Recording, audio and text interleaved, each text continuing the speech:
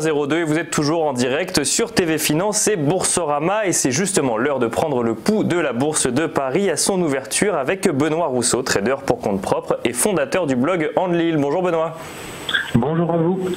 Alors clôture en hausse hier soir pour le CAC 40, à quoi s'attendre aujourd'hui sur les marchés Benoît ? Alors oui, on a eu une très belle clôture en hausse sur le CAC 40 hier, sur le DAX. On a été poussé par les indices américains qui ont rebondi fortement. On est en haut du canal sur le Nasdaq 100. Même le Dow Jones a monté malgré les problèmes de Boeing. Donc là, on est vraiment parti. On sent que par rapport à la semaine dernière, on a un revirement total de la psychologie des intervenants. La semaine dernière, c'était vraiment la déprime. On a baissé quasiment non-stop. Et puis lundi, on s'est mis à monter par contre non-stop sur les indices américains. Donc ça nous a bien aidé.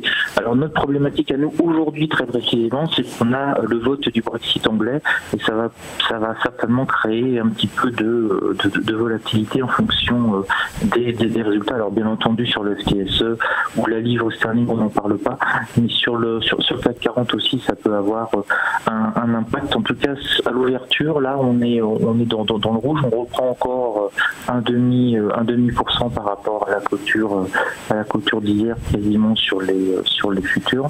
C'est assez, on prend 11 points. Par contre, ce qui est intéressant, c'est qu'on est point bas sur futur 5285, point haut sur futur 5295. Ça fait un peu plus d'une heure qu'on cote. Donc on voit qu'on est sur un range de 10 points. C'est vraiment extrêmement étroit. Donc je pense qu'on va attendre toute la journée un peu les résultats du Brexit et puis voir ce que vont donner les indices américains à partir de 15h30 parce qu'on est on va en 48 heures un indice comme Nasdaq a pris plus de 3%. On était sur les 7000, on est maintenant quasiment sur les 7200, 220, 225. Donc voir s'il ne va pas avoir un petit peu des prises de bénéfices. Donc ça risque d'être une journée sur le CAC 40 un petit peu attentiste et prudente. Les 5300 points sont à une portée de quelques gros acheteurs qui pourraient faire monter là-dessus. Mais on redescendait systématiquement dès qu'on passait au-dessus des 5300, 5310. Le marché se reprenait une petite claque. Donc c'est pour ça que là les acheteurs commencent un petit peu à hésiter à propulser le CAC au-dessus des 5300 points, en plus avec le Brexit. Donc à mon avis, on verra bien, ça risque d'être une journée un petit peu attentiste jusqu'au moment où on aura un peu les résultats du Brexit. On devrait le voir quasiment direct sur nos courbes.